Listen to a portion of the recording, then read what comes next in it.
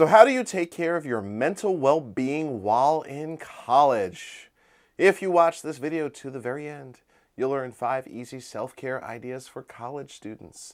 The last self-care idea for college students is a powerful one that most college students don't know about. Thank you for taking a moment to watch this. My name is Mike Veny, and on this YouTube channel, you will find peace of mind through the gift of emotional wellness. If you are new to this channel, welcome. I regularly share brand new videos, and I invite you to subscribe so you don't miss this opportunity. I am a certified corporate wellness specialist, author, college mental health speaker, course instructor, and the CEO of Mike Veny Inc. I am not, however, a mental health professional. So, if you're thinking of harming yourself, someone else, or in need of medical help, please consult a doctor. If you are in an emergency, please call 911. Here are 5 easy self-care ideas for college students that I wish someone would have shared with me prior to my freshman year. Number 1, find the right therapist or counseling. If you're going already to therapy and counseling, good, but make sure you're getting the most of it. Usually, if you're not going to therapy or counseling, it takes about 2 to 3 sessions to see if someone is the right fit. It's kind of like dating, and it's really, really important in college because when you're in college, especially the first year, it's a brand new experience. And, it's not just about what's going on while being in college, but it's what you've brought with you to college that can be a mental health concern for you if you don't deal with it. And I think it's important to recognize that everyone has different circumstances in college. Some people are working full time. Some people have family they do not want to go back to and see. Some people are exploring dating and relationships for the first time in a new way. So it's really important to keep that in mind, that a lot's going on. And if you've already battled depression for most of your life and you're coming in with that, it's going to compound any mental health challenges that you do have. So it's important to utilize a counselor or therapist. And if you're already using one, great. Be proactive in between sessions. This means blocking out time to reflect, do homework. Now, I want to bring up one thing here. The counseling center at most colleges, or the wellness center, those places have a stereotype at colleges. It's like, don't go there. They don't do anything. College wellness centers aren't perfect. Neither are wellness centers outside of college.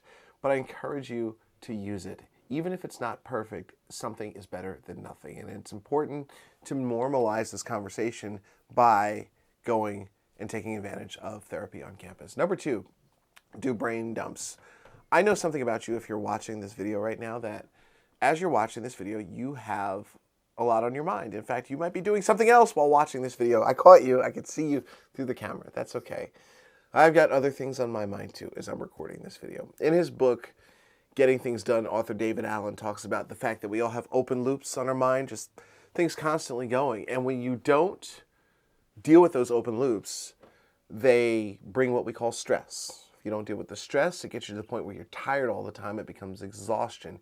If you don't deal with the exhaustion, you get to the point where you just can't function. That's called burnout. So you don't want to get there. So it's important to deal with things at the stress level first. One of the ways we can do that is called a brain dump. You take out a piece of paper and a pen and write down anything that's on your mind. I mean, it's not just things you need to do. It could be ideas you have. Maybe a business you want to start. Maybe someone you want to start talking to more. Maybe someone you miss, something you're obsessing about. The point is to get it out of your brain and onto a piece of paper. I would love to tell you that it will take away all your problems, but it won't. It will make them more manageable. So this is something that you can start doing for self-care. Number 3, get a good night's sleep. Now, as I say this may feel impossible, but the key here is to do your best. One of the ways that you can do that is learning to say no. Oftentimes in college, there's activities going basically 24/7 that you can be involved in. Things commanding your attention. It's important to just learn to say no and make rules for yourself. Maybe a rule of not bringing your phone into bed with you. Staying up and looking at your phone in bed, which we all do sometimes, can actually disrupt your sleep. And important, hydrate yourself. Make sure you're drinking water throughout the day. That will help you with sleep. So please comment below and let me know a PG-13 self-care idea that you have used in college. Number 4, get in the habit of pausing throughout the day. The brain, the human brain, is not meant to just go, go, go, go, go. I mean, think about it. Sometimes we do an activity like go to class And the moment we leave class, we're like on our phones, looking at text messages, social media, whatever. The important thing to remember here is that the brain is not meant to go, go, go. And when you don't give it space to just pause, it will affect your mental health. If you've got mental health challenges, it's going to make them a lot worse. So this is really important to do. And number 5, this is so simple and so powerful, and a lot of college students don't know about this. It's check in with your feelings throughout the day. That's it. There are 3 questions I encourage you to ask yourself, and you can ask yourself these questions right now as you're watching this video. 1, what am I feeling? I know when I ask myself that question, oftentimes I don't know what I'm feeling. You might not either, and that's okay. By simply asking that question, you start to gain awareness around your feelings. Number 2, where is it located? There's this book that has taken over the world of mental health called The Body Keeps the Score. It talks about how we store emotions in our body. So it's important to do your best to actually locate the physical point in your body where a feeling is happening. For example, I was feeling sad the other day and I realized that it was like on the left side of my stomach. That's where it was located.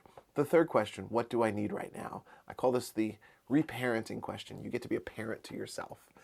What do I need right now? You might need a glass of water. You might need a hug. You might need to pause this video and stop looking at YouTube. Well, please finish the video first. But you get my point here. What am I feeling? Where is it located? What do I need right now? So let's review here. Number 1, find the right therapist or counselor if you are going to therapy or counseling. Make the most of it. Number 2, do brain dumps. Number 3, get a good night's sleep. Number 4, get in the habit of pausing throughout the day. And number 5, check in with your feelings throughout the day. Now you know some self-care ideas for college students, but what about some more help and guidance on how to take care of yourself?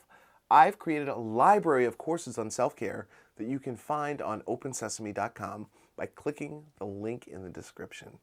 Next, be sure to check out my video on self-care ideas for middle school and high school students. If you like this video, please click that like button and share it with your friends. Also, be sure to subscribe so you don't miss my next video. Thank you so much for spending some time with me, and I'll see you in the next video.